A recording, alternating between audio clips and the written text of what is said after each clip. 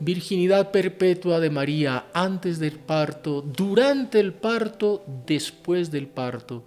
Virgen porque es la Madre de Dios. Madre de Dios y por eso debe ser virgen. Acompáñenos a amar y glorificar esa Madre virginal que el cielo nos dio. Una visión católica de la Biblia con los caballeros de la Virgen.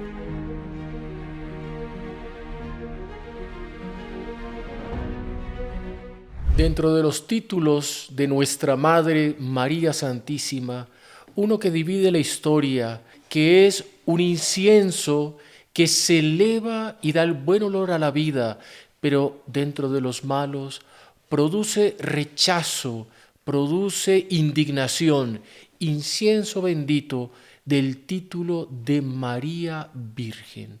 Virgen, uno de los 4 dogmas marianos, la maternidad divina, la Inmaculada Concepción, la Asunción de María Santísima.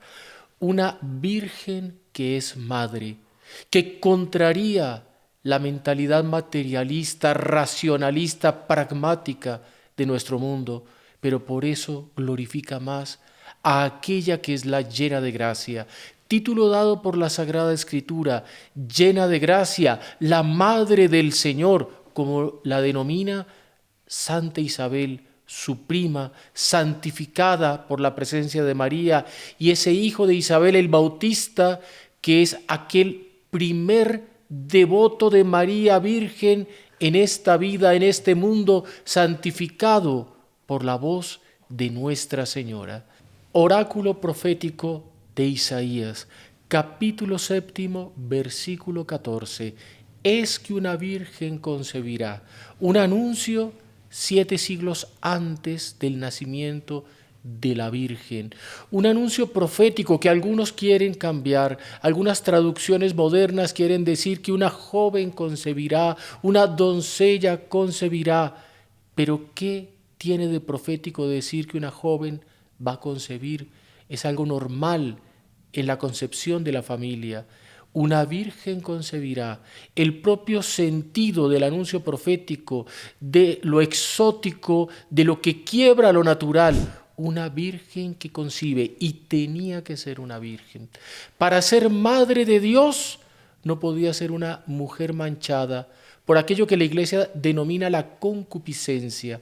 Está unida la generación, el engendrar la vida humana, aquella concupiscencia desde el pecado original. Y por eso tenía que ser una virgen, una madre virgen, una virgen madre, una virgen que es fecundada y toda su fecundidad queda allí en el Hijo único. Ese es el Hijo único del Padre eterno, y vamos entonces a recordar un poco que el Hijo es engendrado por vía de inteligencia, generación intelectual del Padre. El Padre se contempla y esa contemplación es fecunda, de tal manera fecunda que engendra una persona, que es el Hijo. Y el Hijo y el Padre se contemplan y se aman. Esa corriente de amor hace que proceda otra persona. El Espíritu Santo procede del amor del Padre y el Hijo. El Hijo es engendrado por vía intelectual de la contemplación del Padre. Hijo unigénito. Por eso es hijo que tiene que tener, si se hace hombre, una madre. Y no convenía que tuviera 2 padres, un único Padre, que es el Padre de los cielos. San José representa al Padre y guarda el honor de la Virgen María y custodia la gloria del Hijo. Es la sombra del Padre, pero un único Padre. El Hijo se refiere en el Evangelio a mi Padre, ese Padre que está en los cielos, ese Padre que tiene una representación terrena de Padre en San José.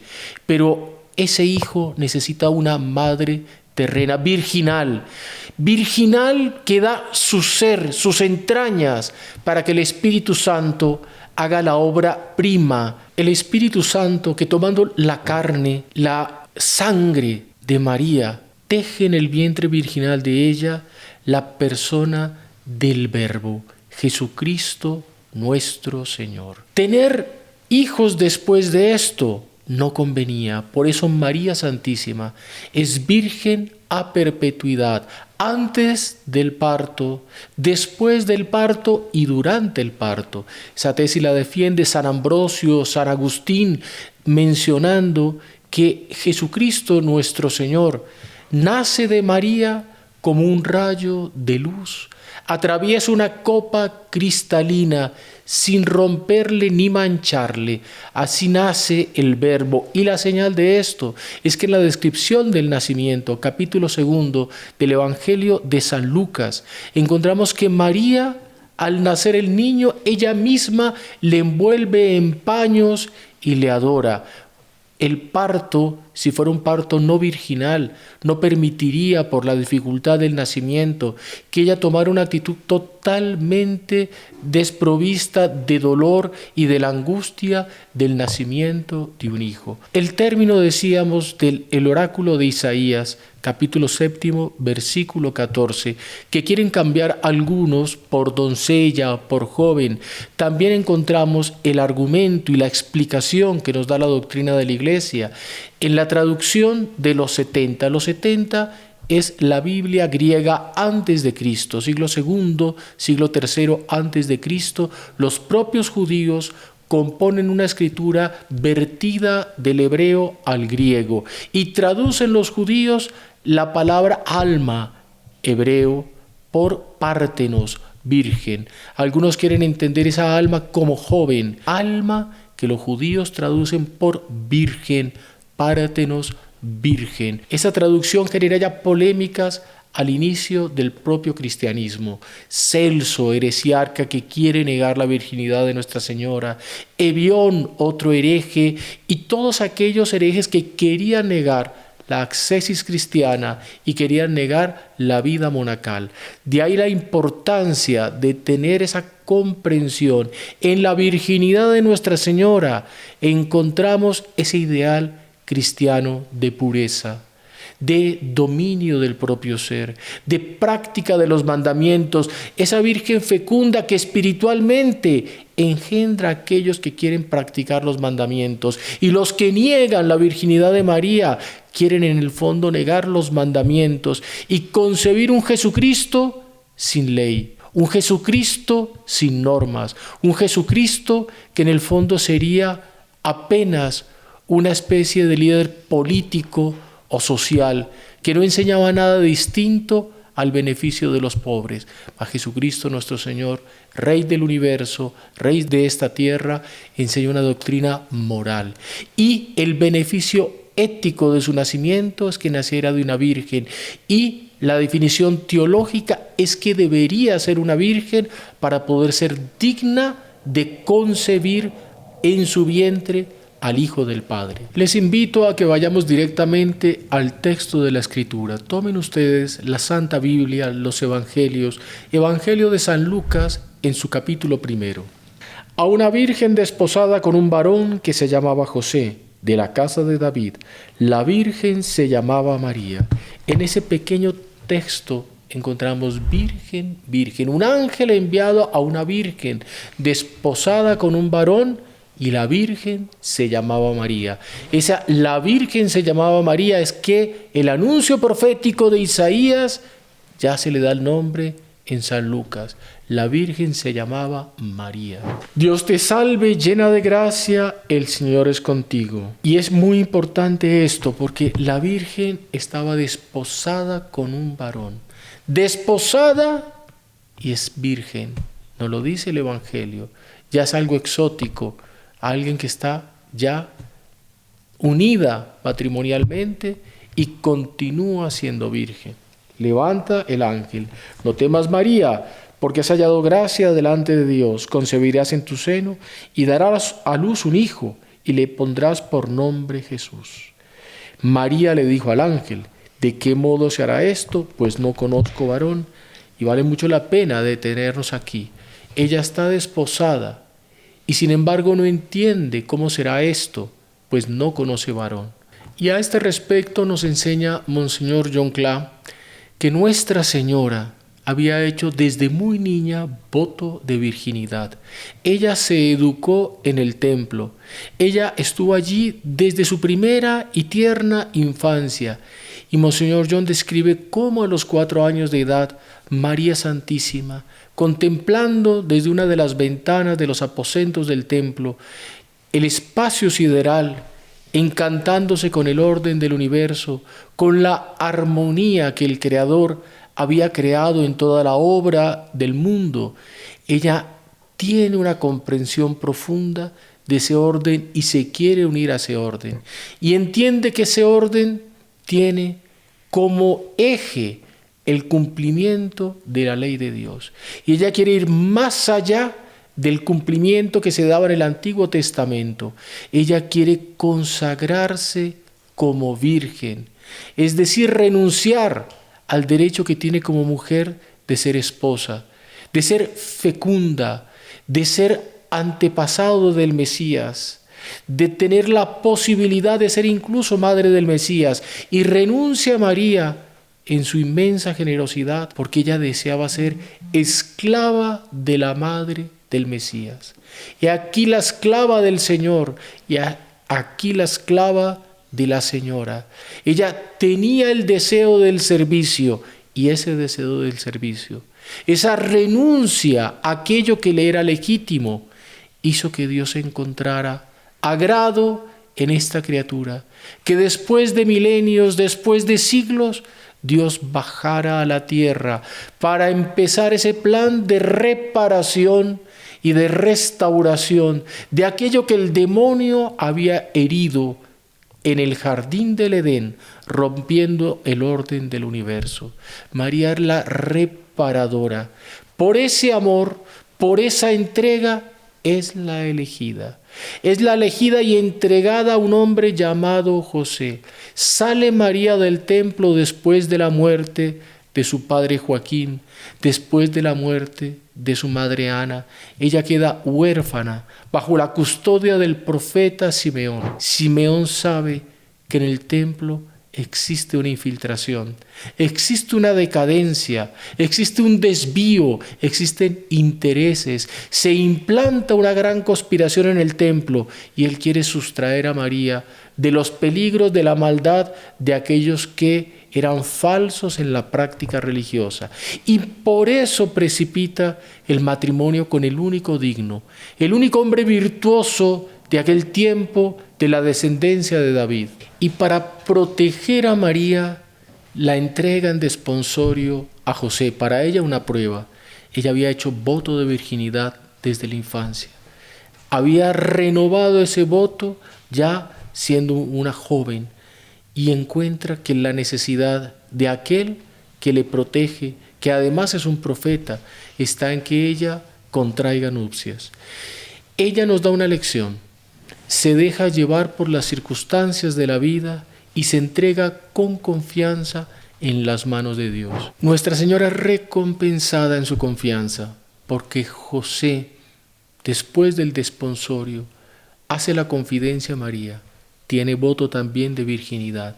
El corazón de José había sido trabajado por esa misma gracia de Dios, esa gracia que inaugura las almas vírgenes en un mundo absolutamente entregado a los vicios carnales, tan parecido con nuestro mundo. Y María encuentra un esposo castísimo y José encuentra una virgen con la cual se desposa. Está esa promesa y esa promesa es atravesada por una gran prueba para José. José percibe, sin que ella le comunique, que la virgen está encinta y él siente que aquella que es purísima de ninguna manera pudo ser infiel. Y es la gran prueba para un justo como es José. Él percibe que hay un plano sobrenatural que él no entiende, que es misterioso, porque ella, que le abría su corazón, ni siquiera le explica qué es lo que está sucediendo. Por esto se quiere sustraer. Y nos lo explica el evangelista San Mateo. Tomemos el Evangelio de Mateo en el capítulo 1, versículo 20. José, hijo de David, no temas recibir a María, tu esposa, es la voz de un ángel, porque lo que en ella ha sido concebido es obra del Espíritu Santo. Es el anuncio aquí, la palabra de un ángel, que proclama al mundo que ha sido concebido en el vientre de María por obra del Espíritu Santo. Así como el Padre tomó una tierra virgen, nos lo describe el Génesis, para formar el cuerpo de Adán, el Espíritu Santo toma la carne de una virgen para formar el nuevo Adán, que es Jesucristo nuestro Señor. Es lo que significa este trecho de San Mateo. Y continúa el versículo 22. Todo esto sucedió para que se cumpliera lo que dijo el Señor por medio del profeta. Mirad, la Virgen concebirá y dará a luz un hijo, a quien pondrán por nombre Manuel, que significa Dios con nosotros. Toma el evangelista San Mateo la palabra profética de Isaías y con eso contradice los herejes que quieren cambiar el texto hebreo de virgen por doncella o por joven. San Mateo, que es un hebreo, coloca aquí aquello que entendían los judíos, los israelitas, en el siglo I de ese texto de Isaías: una virgen concebirá. Y el nombre de la virgen, nos dice San Lucas, era María. Es esa virgen que es madre, que por ser virgen puede ser madre de Dios, que por ser madre de Dios tiene que ser virgen. No hay posibilidad que el unigénito tenga otros hermanos. No puede tener ese unigénito otros hermanos carnales. Eso sí, hermanos espirituales. Y es otra condición por la cual Nuestra Señora es virgen. Para ser madre de todos los vivientes, por la gracia, tiene que ser virgen. Ella es madre de la gracia. Ella es madre de la iglesia. Ella es madre de sus devotos.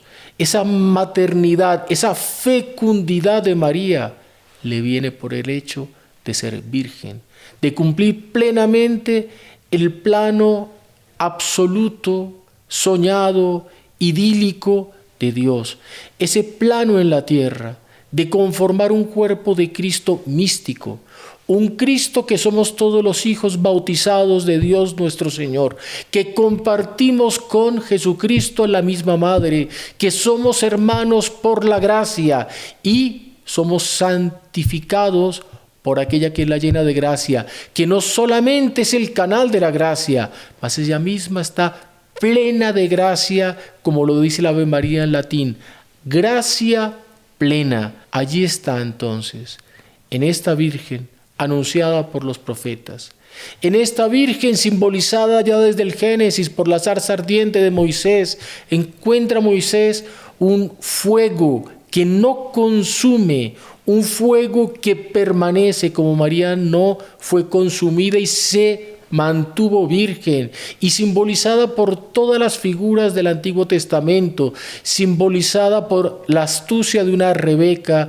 simbolizada por la fecundidad de Sara, la esposa de Abraham, simbolizada por esa pureza guerrera de Judith que vence el general enemigo Holofernes, símbolo de Lucifer, de Satanás y de sus secuaces, simbolizada por una reina como Esther en su belleza y en su capacidad de conquista, simbolizada por una juez como fue Débora, guerrera que hizo vencer al pueblo. Y encontramos en todo el Antiguo Testamento esa presencia constante de María. Algunos quieren decir de que Nuestra Señora es poco mencionada en la Escritura. Tal vez no es así. Es poco comprendido el texto sagrado por aquellos que tienen mentalidad carnal y racionalista. En toda la Escritura, enseña San Agustín, en cada texto de la Escritura está presente Cristo y la Iglesia. Y si está presente Cristo y la Iglesia, tiene que estar presente María, que es la Madre de Cristo, María, que es la Madre de la Iglesia. María Virgen, en un mundo que desechó la virginidad como el nuestro, en un mundo que se glorifica de lo carnal, que quiere endiosar aquello que es lo más bajo del ser humano, que quiere gloriarse de aquello que debería avergonzarle, la virginidad de María. Anuncio de un reino de pureza, anuncio de otros Cristos con minúscula, otros dioses que son los hijos de la Iglesia. Anuncio de que habrá un reino de la Virgen. Reino de la Virgen, que es el reino de lo maravilloso, que es el reino de lo grandioso, que es el reino de lo sublime, que es el reino de lo inefable, de todo aquello que encontramos enunciado en las letanías lauretanas. Las letanías sabemos que son la oración con que la Santísima Virgen María es glorificada por la Iglesia cotidianamente. Habitualmente las letanías se rezan al final del Santo Rosario. Y miren que hay una cosa bellísima.